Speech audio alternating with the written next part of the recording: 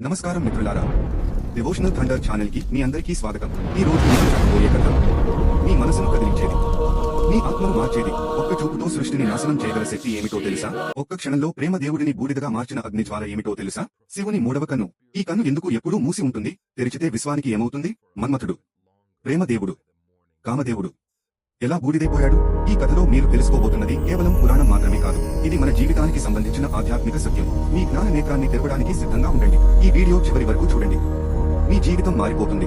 ఈ వీడియో ప్రారంభం కాగానే లైక్ బటన్ నొక్కండి, బెల్ ఐకాన్ ప్రెస్ చేయండి అన్ని నోటిఫికేషన్స్ కోసం. ఇప్పుడు మన కథలోకి ప్రవేశిద్దాం.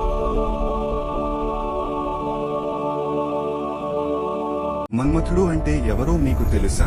సంస్కృతంలో మన్మథ అంటే మనస్సును కదిలించేవాడు అని అర్థం. కామదేవుడు, ప్రేమదేవుడు, మథన అని కూడా పిలుస్తారు. చాలా మంది అతన్ని గ్రీకు దేవుడు క్యూపిడ్తో పోల్చుతారు. కానీ మన్మథుడు చాలా శక్తివంతుడు. అతని దగ్గర 5 అద్భుతమైన పూల బాణాలు ఉంటాయి. ప్రతి బాణం ఒక ప్రత్యేక భావనను జాగృతం చేస్తుంది. మొదటి బాణం చంపక పుష్పంతో తయారైనది, ఇది మోహాన్ని కరిగిస్తుంది. రెండవ బాణం అశోక పుష్పంతో, ఇది ఆశను రేపుతుంది. మూడవ బాణం నవమల్లిక పువ్వుతో, ఇది ఆకర్షణను సృష్టిస్తుంది. నాలుగవ బాణం నీల కమలంతో, ఇది తాపత్రయాన్ని కలిగిస్తుంది. ఐదవ బాణం మామిడి పువ్వుతో, ఇది పరవశాన్ని తెస్తుంది. ఈ బాణాలు ఎవరినైనా తాకితే, దేవుడైనా, రాక్షసుడైనా, మానవుడైనా వెంటనే ప్రేమలో పడతారు. మన్మథుడి భార్య పేరు రతి, ఆమె అందానికి దేవత. వారి కొడుకు అనంగా ఆకర్షణ దేవుడు. వారి స్నేహితుడు వసంతుడు, వసంత ఋతువు యొక్క అధిపతి. మన్మథుడి వాహనం చిలుక, ప్రేమ సందేశాలు మోసేది. అతని ధ్వజంలో మకర చిహ్నం, సముద్రపు జీవి, కోరికల లోతును సూచిస్తుంది. కాని ఒక రోజు ఈ శక్తివంతమైన దేవుడు ఒక భయంకరమైన తప్పిదం చేశాడు. అతను తన బాణాలను త్రిలోకనాథుడైన శివుని వైపు తిప్పాడు. ఎందుకు? దేవతల ఒత్తిడి వల్ల. ఏమైంది తరువాత? అది ఇప్పుడు చూద్దాం. శివుడు మరియు సతీదేవి విశ్వంలోనే అత్యంత పవిత్రమైన దంపతులు.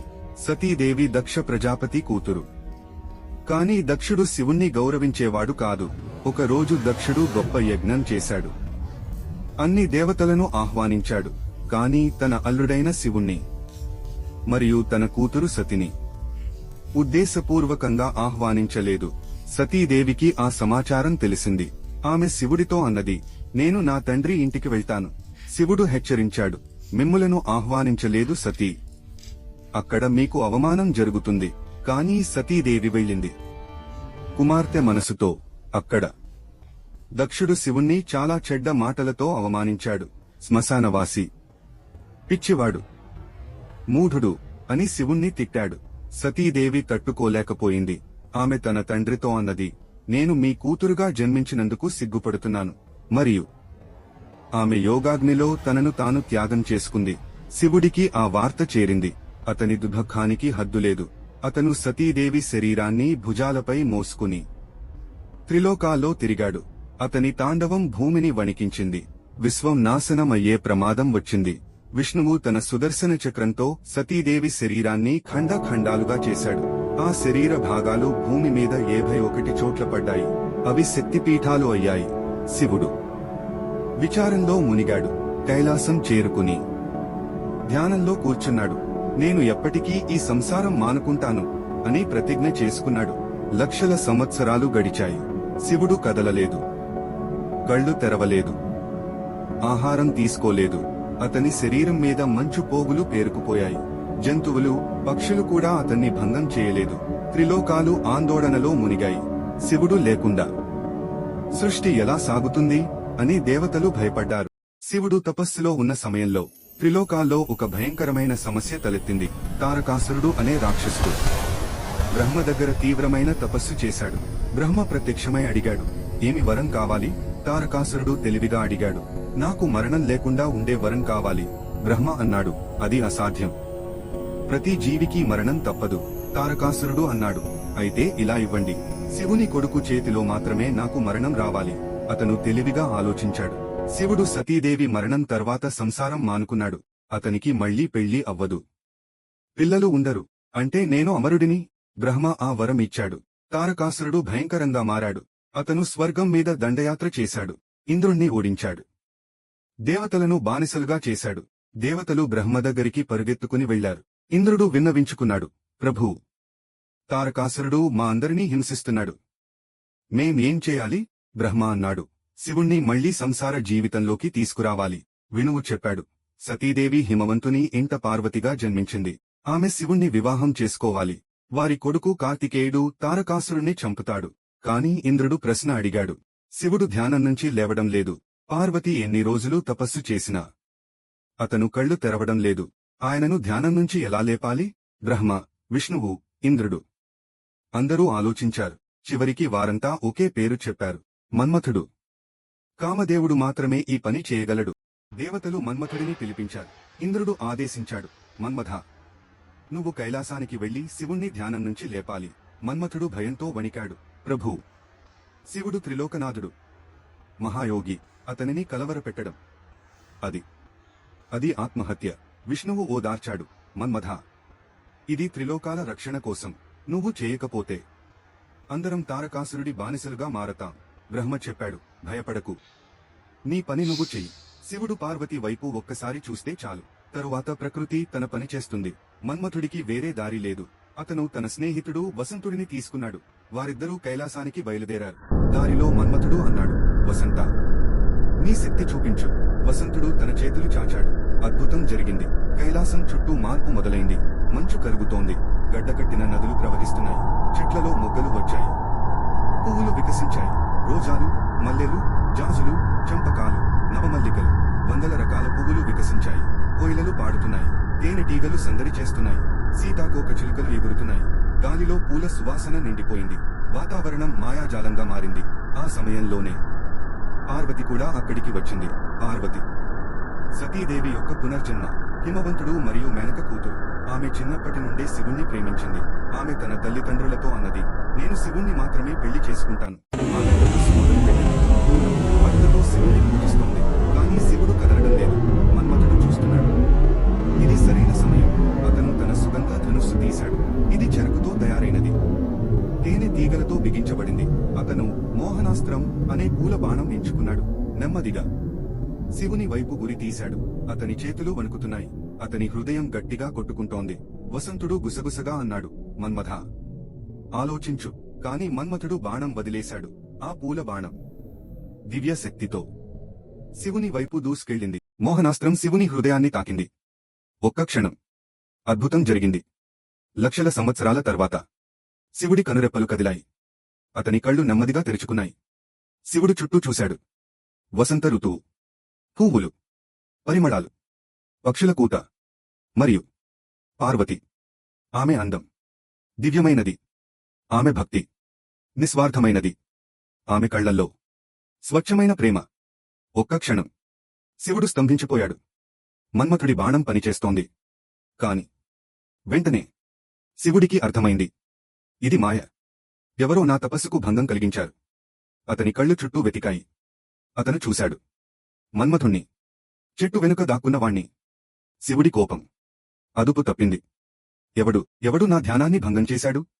అతని స్వరం పర్వతాలను కంపింపజేసింది. మన్మథుడు వణికిపోయాడు. శివుడి నుదుటి మీద ఏదో కదిలుతోంది. మూడవ కన్ను, ఆజ్ఞాచక్రం, జ్ఞాననేత్రం, అగ్నిలోచనం. భూమి వణకడం మొదలైంది. ఆకాశం చీకటి మేఘాలతో నిండింది. గాలులు తుఫాను వేగంతో వీచాయి. దేవతలు స్వర్గం నుండి చూస్తున్నారు. భయంతో వణికిపోతున్నారు. ఇంద్రుడు అరిచాడు, శివుడి మూడవ కన్ను తెరుచుకుంటే సృష్టి అంతమవుతుంది. మన్మథుడు పరిగెత్తడానికి ప్రయత్నించాడు. కాని చాలా ఆలస్యం. శివుని నుదుట మధ్యలో ఒక నిలువు గీత కనిపించింది. అది నెమ్మదిగా విడిపోయింది. లోపల అగ్ని, సూర్యుడి కన్నా వేడిగా, వజ్రాయుధం కన్నా శక్తివంతంగా, కాలాగ్ని కన్నా భయంకరంగా.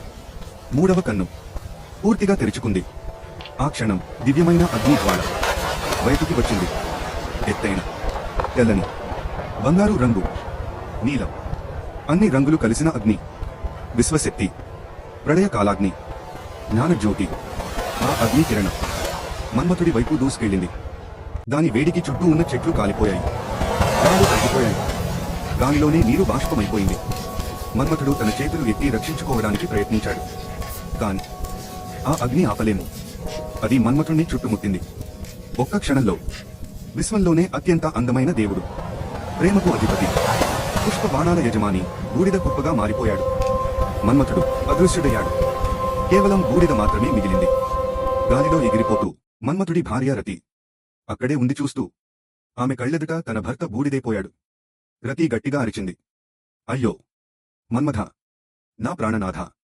ఆమె ఆ బూడిద కుప్ప దగ్గరికి పరిగెత్తింది. మోకాళ్లపై కూలబడి ఏడ్చింది. శివ, మహాదేవ, క్షమించు. నా భర్త నిన్ను అనాదరించలేదు. అతను కేవలం దేవతల ఆదేశాలు పాటించాడు. దయచేసి అతన్ని తిరిగి తీసుకురా. పార్వతి కూడా శివుడి ముందు మోకరిల్లింది. ప్రభూ, మన్మథుడు నిర్దోషి. అతను నా కోసం ప్రయత్నించాడు. దయతో అతన్ని పునరుజ్జీవింపజేయండి. దేవతలు స్వర్గం నుండి ప్రార్థించారు. శంభో, మహాదేవ, క్షమించు. శివుడి కోపం చల్లారింది. అతను అర్థం చేసుకున్నాడు ఏమి జరిగిందో. దేవతల రక్షణ కోసమే ఈ పని జరిగింది అని తెలుసుకున్నాడు. శివుడు రతిని చూశాడు కరుణతో. రతి, శోకించకు. మన్మథుడు పోలేదు. అతని రూపం మాత్రమే పోయింది. ఇప్పటినుంచి అతను అనంగుడు అవుతాడు. శరీరం లేనివాడు, కాని సర్వవ్యాపి. అతని శక్తి ఎప్పటికీ ఉంటుంది. ప్రతి హృదయంలో, ప్రతి ప్రాణిలో ప్రేమ ఎప్పటికీ మరణించదు. అది రూపం దాటినది, కాలం దాటినది. మన్మథుడు ఇక కనిపించడు, కాని ప్రతిచోటా ఉంటాడు. రతికి కొంత ఓదార్పు కలిగింది. శివుడు మరింత చెప్పాడు. కార్తికేయుడు జన్మించిన తర్వాత, తారకాసురుడు నాశనమైన తర్వాత, పార్వతి ప్రార్థించిన తర్వాత మన్మథుడు తన రూపాన్ని తిరిగి పొందుతాడు. అందరికీ సంతోషం కలిగింది. శివుడు పార్వతిని చూశాడు. ఆమె భక్తి, ఆమె త్యాగం, ఆమె ప్రేమ అతనిని కదిలించింది. అతను నిర్ణయం తీసుకున్నాడు, ఆమెను అంగీకరించాలని. మన్మథుడి త్యాగం వృధా కాలేదు. మిత్రులారా, ఈ కథ కేవలం పురాణం కాదు. ఇది మన జీవితానికి సంబంధించిన ఆధ్యాత్మిక సత్యం. శివుని మూడవ కన్ను అంటే ఏమిటి? మన రెండు కళ్ళు భౌతిక లోకాన్ని చూస్తాయి. రూపాలు, రంగులు, వస్తువులు, వ్యక్తులు. కాని మూడవ కన్ను సత్యాన్ని చూస్తుంది. మాయ దాటి నిజాన్ని చూస్తుంది. దీన్ని యోగశాస్త్రంలో ఆజ్ఞాచక్రం అని పిలుస్తారు. మన నుదుట మధ్యలో ఉన్న శక్తి కేంద్రం. మన్మథుడు ప్రతినిధి. మన కోరికలకు, మన మోహాలకు, మన ఆశలకు, మన భౌతిక ఆకర్షణలకు. శివుడు ప్రతినిధి.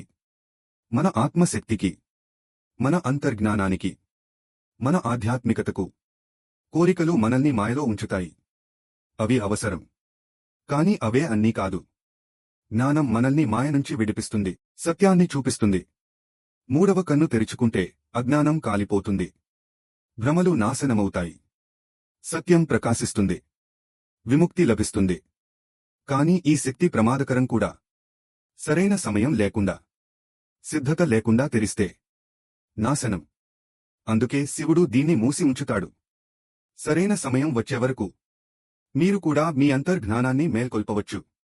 ధ్యానం, యోగా, ఆత్మ పరిశీలన ద్వారా మీ మూడవ కన్నును తెరుచుకోండి.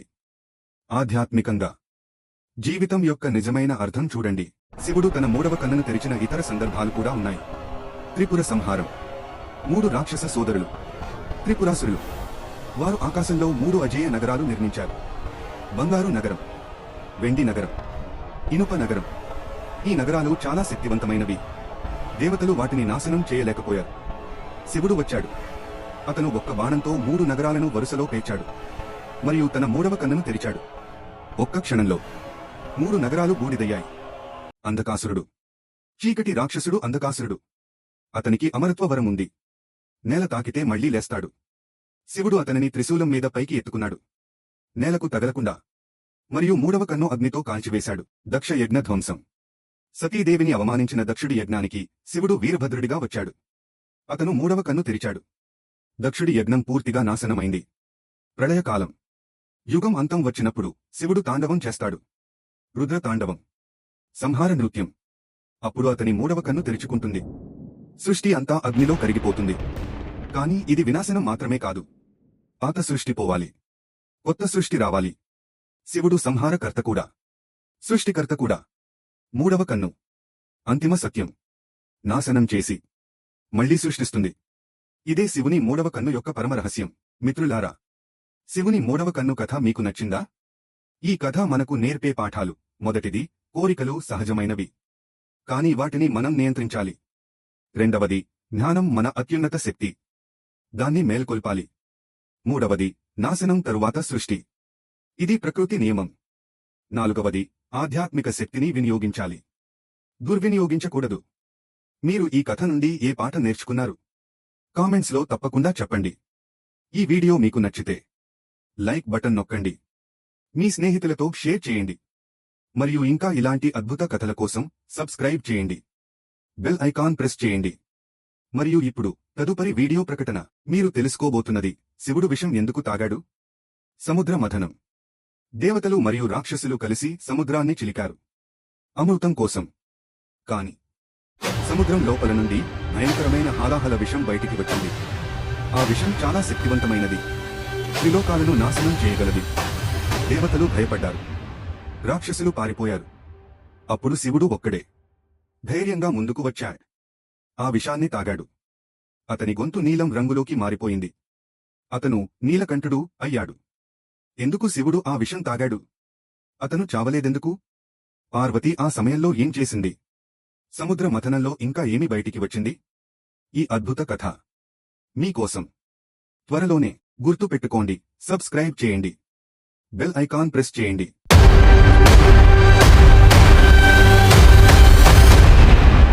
మళ్ళీ కలుద్దాం తదుపరి అద్భుత కథతో. ధన్యవాదాలు మిత్రులారా.